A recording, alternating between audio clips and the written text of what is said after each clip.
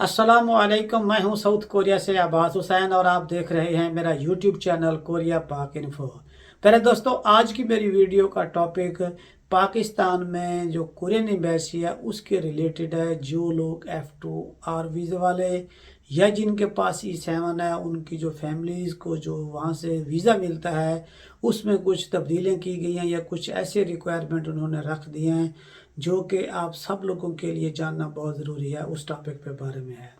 पहले दोस्तों, बदलते मौसमों की तरह कोरिया के इमिग्रेशन के रूल भी इसी तरह बदलते रहते हैं। पाकिस्तान में जो कोरियन एम्बेसी है उसमें भी कुछ इस तरह की तब्दीली की गई है जो कि इससे पहले वो चीज़ नहीं थी, जो कि अब उन्होंने वो फैमिली वीज़े वाले हैं उनके लिए उन्होंने वो लागू कर दिया है। इनमें से अगर आप F3 वीज़ा लेते हैं, जो कि कोरिया में जो कि पाकिस्तान से जो भी बंदा अपना E7 वाला जब फैमिली वीज़े के लिए अप्लाई करता है तो 90% लोगों को F3 वहाँ से इशू हो जाता है पाकिस्तान से। तो जब वो कोरिया लोग आ जाते हैं तो वहीं वीज़ा यहाँ उनके जो नया आईडी कार्ड बनता है उसके ऊपर कन्वर्ट हो जाता है और ये एक फैमिली वीज़ा होता है, लॉन्ग टर्म वीज़ा होता है जो कि जो कि अपनी फैमिली के साथ कोरिया में आप मुस्तकिल बुनियादों पर या आप जितने उसके हस्बैंड का वीज़ा होता है तो उतनी देर तक वो और उसके बच्चे कोरिया में आकर रह सकते हैं। और जिन लोगों के लॉन्ग टर्म वीज़े के लिए जो पाकिस्तान में लोग अप्लाई करते हैं तो वो लॉन्ग टर्म वीज़ा वो होता है जो 90 दिन से ऊपर गिना जाता है। और जो शॉर्ट टर्म वीज़ा होता है वो 15 दिन का, 1 महीने, 2 महीने या 3 महीने का होता है। तो ये शॉर्ट टर्म वीज़े में आ जाता है। लेकिन अब ये जो तब्दीली की गई है वो कुछ इस तरह से है कि जो लोग लॉन्ग टर्म वीज़े के लिए कोरिया के लिए F1 या F3 या अपना स्टडी वीज़ा या कोई भी लॉन्ग टर्म जो वीज़ा होता है उसके लिए अप्लाई करेंगे, या F2R वाले जो अपनी फैमिली के लिए F1-R जिनको वीज़ा मिलेगा तो उन सब के लिए उन्होंने टीबी टेस्ट मस्ट कर दिया है। ये इन्होंने पहले भी कर दी थी क्योंकि कोरिया ने तकरीबन 25 से ज़्यादा ममालिक के ऊपर पाबंदी लगाई थी। उनमें हमारा मुल्क पाकिस्तान भी शामिल था। पहले कुछ अरसे में इन सब लोगों के लिए इस चीज़ की रिलैक्सेशन थी, लेकिन अब उन्होंने ये मस्ट कर दिया है क्योंकि गुज़श्ता दिनों एक दोस्त के साथ ऐसा वाक़या हुआ है कि उन्होंने अपना वीज़ा जमा कराया है तो 8 दिन के बाद उनकी फैमिली को पाकिस्तान में कॉल आ गया कि आप अपने टीबी टेस्ट की रिपोर्ट नहीं लगाई, तो वो आप अपनी टीबी टेस्ट की जो है ना वो रिपोर्ट लाजमी तौर पर लगाएं।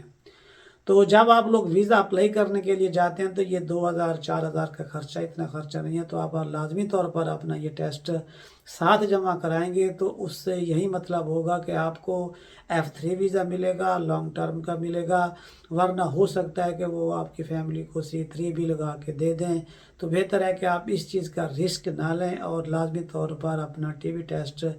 करवा कर वहाँ पर रिपोर्ट लाजमी जमा कराएं। जो कराची में लोग अप्लाई करते हैं उनके लिए कराची में लैब हैं, और जो इस्लामाबाद में अप्लाई करते हैं एम्बेसी में तो वो लाहौर से और इस्लामाबाद से भी करा सकते हैं। 4 लैब्स हैं, शौकत खानम और उसके बाद आगा खान और इस्लामाबाद डायग्नोस्टिक सेंटर, और चौथे नंबर पर आता है नयाब। और इन सब से जो बेहतरीन रिज़ल्ट और जो जिन दोस्तों ने कराया है वो इस्लामाबाद में नयाब लैब से कराया हुआ है, तो आप भी वहीं से कराएंगे तो ये आपके लिए ज़्यादा बेहतर होगा। वहाँ एक दिन में आप अपना टेस्ट करवाते हैं और उसके अगले दिन जो है ना वो आपको रिपोर्ट दे देते हैं। उसके अगले दिन यानी कि सुबह सुबह दे देते हैं, उसी दिन आपका काम हो जाता है। तो जो लोग वहाँ पर ये टेस्ट की रिपोर्ट जमा करा देते हैं उनका वीज़ा लग जाता है और उनकी फैमिली कोरिया आ जाती है। तो जब यहाँ पर आप अपना आईडी कार्ड बनवाने के लिए जाएंगे तो फिर आपको यहाँ कोरिया में क्यूरिक जो खुमसा होता है वो नहीं कराना पड़ेगा, और उसके बगैर भी आप जमा कराएंगे तो आपके डॉक्यूमेंट्स आईडी कार्ड के लिए जमा हो जाएंगे। और अगर आपका वहाँ से वीज़ा लग जाता है और वहाँ पर वो ये चीज़ नहीं मांगते तो फिर आप जब यहाँ आईडी कार्ड बनवाने के लिए जाएंगे तो आपका जो क्यूरिक खुमसा होगा वो मस्ट आपको देना होगा, तो फिर ये आपका आईडी कार्ड ये लोग बनाएंगे। ये जो टीबी टेस्ट हो गया या क्यूरिक खुमसा हो गया तो इसी में ज़्यादा इतना मुश्किल नहीं होता। ब्लड टेस्ट होता है, आपकी आंखों का चेकअप वगैरह या बॉडी वगैरह देखते हैं, और उसके अलावा छाती का एक्सरा होता है। इसमें कोई इतना मुश्किल ये नहीं होता कि बहुत बड़ा टेस्ट होगा जिसमें कोई बीमारी निकल आई तो हमें नहीं जाने देंगे, इस तरह की ऐसी इसमें कोई बात नहीं होती। اور دوسری بات یہ ہے کہ پاکستان میں کورین ایمبیسی سے اب تقریباً ہر قسم کے ویزے لگ رہے ہیں، جو اسٹوڈنٹ ہیں یا کوئی فیملی ویزے والے، استعمال والے جو بھی کریں، جن کے ڈاکومنٹیشن صحیح ہے، سبھی لوگوں کے ویزے لگ رہے ہیں۔ اور بلکہ اب تو تھوڑی سی آسانی اس طرح تک بھی کر دیا ہے،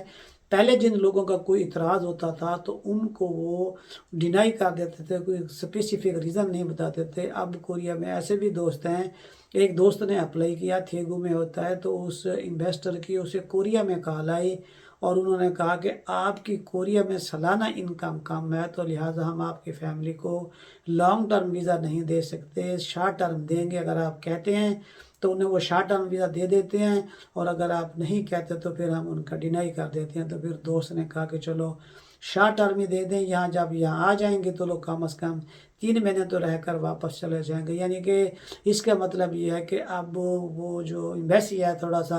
جو بھی ویزے اپلائی کر رہے ہیں، کسی کوئی زیادہ ریزن نہیں ہے تو پھر انہیں کال کر کے انفارم بھی کر دیتے ہیں، اور ان سے جو چیز مانگنی ہوتی ہے تو وہ مانگ کر وہاں سے ویزے تقریباً اب لگ رہے ہیں۔ اور اس کے بعد جن لوگوں کے پاس کوریا میں F2R ویزا ہے اور وہ اپنی فیملی کے لیے ویزا اپلائی کرتے ہیں، تو میرے 3-4 ایسے دوست ہیں پاکستانی جنہوں نے یہاں کوریا میں E9 سے F2R ویزا تبدیل کیا تھا، اور انہوں نے اپنے یہاں ڈاکومنٹیشن کر کے پاکستان میں اپنے کاغذات بھیجے ہیں، تو ان کی فیملی کے پاکستان سے سبھی لوگوں کو C3-1 ویزا دیا، یعنی کہ وزٹ ویزا ہے، بقول اس دوست کے اور بقول یہاں کورین امیگریشن کے، کہ بقول وکیل کے، کہ جب یہاں پر آئیں گے تو یہ C3 سے F3-1 میں تبدیل ہو، F3-R میں تبدیل ہو، F1-R میں تبدیل ہو جائے گا۔ لیکن جب وہ امیگریشن سے بات کی گئی تو انہوں نے کہا کہ آپ اپلائی تو کر سکتے ہیں، لیکن لازمی نہیں ہے کہ آپ کو C3 وزٹ ویزا سے F1-R ویزا مل سکے، لیکن آپ اپلائی کریں گے تو اس کے بعد ہی کچھ اس کا رزلٹ نکلے گا۔ تو یہاں پر میں ایک بات یہ بھی بتاتا چلوں کہ جو لوگ F2R والے اپنی فیملی ویزا اپلائی کر رہے ہیں، ان کا ویزا لگ رہا ہے، تو ان کو چاہیے کہ آپ کی جو فیملی، کیونکہ پاکستان میں جو ریکوائرمنٹ ہے اور یہاں جو کوریا میں ریکوائرمنٹ ہے آپ کے ID کارڈ بنوانے کے لیے، تو جو آپ اپنی وائف کے لیے اپلائی کر رہے ہیں یا آپ کا بچہ 14 سال سے اوپر ہے، تو ان کا جو آپ کریکٹر سرٹیفکیٹ بنواتے ہیں تو وہ آپ کو کوریا اوریجنل جو ہے نا ساتھ لے کر آنا پڑے گا، وہ آپ کو یہاں کورین ایمبیسی میں دینا ہوگا۔ اور اس کے علاوہ جتنے بھی دوست فیملی ویزا لے کر وہاں سے آتے ہیں تو موسٹلی لوگوں کی فیملی ان کی وائف وغیرہ ہی ہوتی ہے، تو جب وہ آتے ہیں تو آپ لوگوں کو لازمی طور پر یہ چاہیے کہ آپ اپنا وہاں پاکستان سے FRC اور اس کے بعد آپ کی MRC اور یہ کریکٹر سرٹیفکیٹ، یہ تینوں فارن آفس سے ٹیسٹڈ کروا کے جس دن آپ ویزا اپلائی کریں اسی دن آپ یہ بھی ساتھ دے دیں، تو یہ بھی آپ 1200 روپے پر پیپر کے لحاظ سے یہ بھی تصدیق کروا کے اوریجنل کو ساتھ لے کر آئیں گے، تو یہاں پر آپ کے ID کارڈ بننے بھی آسانی ہوگی، اور اس کے ساتھ ساتھ آپ جب آپ یہاں اپنی انشورنس کرائیں گے تو اس وقت آپ کی MRC جو FRC جو ٹیسٹڈ شدہ ہوگی، تو یہ آپ کی ایک ویلڈ چیز ہوگی، اور اس کے ذریعے آپ کا ایزیلی یہاں پر جو ہیلتھ انشورنس ہے وہ بھی ہو جائے گی۔